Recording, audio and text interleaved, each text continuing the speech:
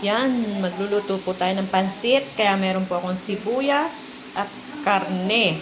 Po ay lalagyan natin ng mantika.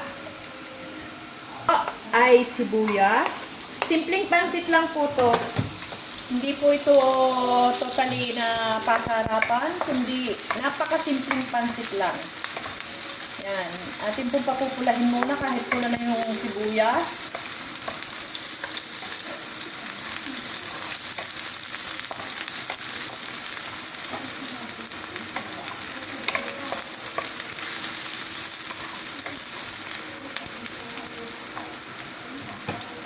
Ngayon naman po itong karne ang ilalagay ko. Halu-haluin lang po. Yan. Hanggang sa siya ay magkalasa.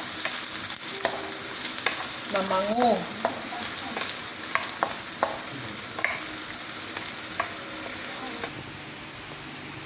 Yan. At ngayon naman po ay lalagyan ko ng paminta. Meron pa bang paminta? Bakit parang walang napatak? Meron pa. Hindi pa nakakapagsalin. Kaya yan. Agwanta muna sa kaunti. Halu-haluin. Yan. Parang naghahalo lang po ng ano.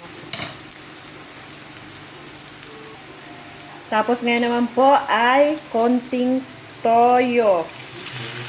Hindi ko dadamihan dahil ang karne po ay may lasa na. Baka naman po mapasobra ang alat. Yan.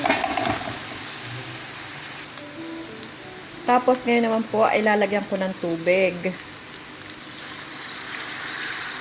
Yan, ang akin pong pagpapansit ay lamsaman. Hindi po katulad ng ibang may mga tatanggalin o ano. Ito po ay pansit na pangmadalian.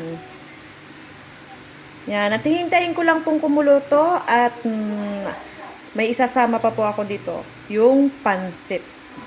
Yan, hindi pa po siya kumukulo pero lalagyan ko po ng konting oyster sauce. Yan.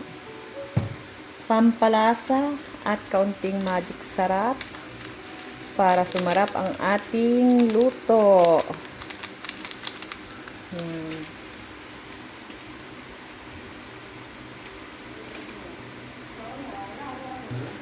Yan, kumukulo na po.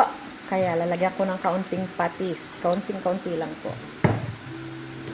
Poy, ilalagay ko na po ang pansit para lumambot siya. Kasi hindi po ako nagbababad.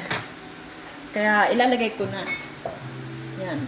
Ganyan lang po ako. Kaya yung pong tubig, ay hindi din po ako nagtatakal ng tubig, kundi tansyangan lang po.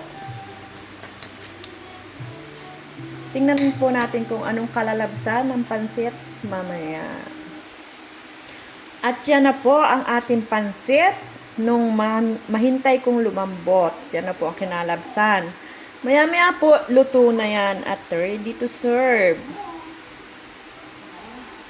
Sana nagustuhan nyo itong video na to. Thank you! Bye-bye!